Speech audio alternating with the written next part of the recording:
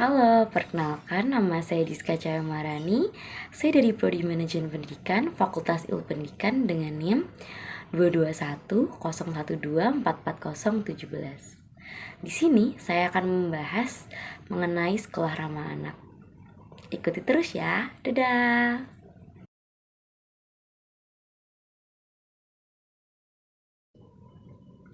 Kalian tahu nggak sih kenapa pemerintah mengadakan sekolah ramah anak? Berdasarkan Undang-Undang Nomor 35 Tahun 2014 pada pasal 54 ayat 1 yang berbunyi, anak di dalam dan di lingkungan satuan pendidikan wajib mendapatkan perlindungan dari tindakan kekerasan fisik, psikis, kejahatan seksual, dan kejahatan lainnya yang dilakukan oleh pendidik, tenaga kependidikan, sama peserta didik atau pihak lain. Sedangkan di ayat kedua dinyatakan bahwa perlindungan sebagaimana dimaksudkan pada ayat pertama dilakukan oleh pendidik, tenaga kependidikan, aparat yang dinyatakan sebagai pemerintah atau masyarakat. Selain itu, proses pendidikan yang selalu menjadikan anak sebagai objek dan guru sebagai pihak yang selalu benar memberikan ruang terjadinya bullying. Maka dari itu, sekolah yang merupakan rumah kedua bagi para siswa dengan konsep sekolah ramah anak pada dasarnya meliputi 3 pilar, yaitu sekolah, orang tua, dan anak bersama-sama menciptakan kondisi sekolah yang bersih, rapi, indah, inklusif, sehat, aman, dan nyaman. Kebijakan sekolah ramah anak adalah untuk dapat memenuhi, menjamin, dan melindungi hak anak. Selain itu juga memastikan bahwa sekolah mampu mengembangkan minat, bakat, dan kemampuan anak serta menanamkan pendidikan karakter untuk kehidupan sosial di masyarakat.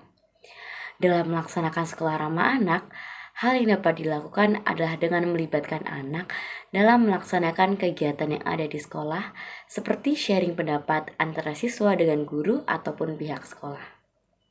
Sharing pendapat ini dilakukan agar anak dapat turut serta dalam menciptakan sekolah yang nyaman dan tenang.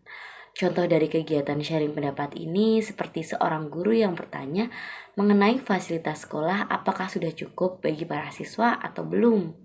Atau guru bisa menanyakan bagaimana keadaan mental para siswanya. Apakah dalam keadaan baik atau tidak. Siswa juga diberi kebebasan untuk menyampaikan keluh kesahnya ketika mereka berada di dalam sekolah atau di luar sekolah. Selain itu, di Indonesia masih sering terjadi masalah dalam ranah pendidikan yang terjadi saat pembelajaran sekolah berlangsung, seperti kekerasan fisik, psikis, verbal, dan seksual. Hal ini dapat dicegah dengan meningkatkan pengetahuan bagi siswa maupun guru. Cara yang dapat dilakukan adalah dengan mengadakan workshop atau seminar mengenai bagaimana cara menjaga atau menjauhkan diri dari berbagai kekerasan yang bisa terjadi pada anak.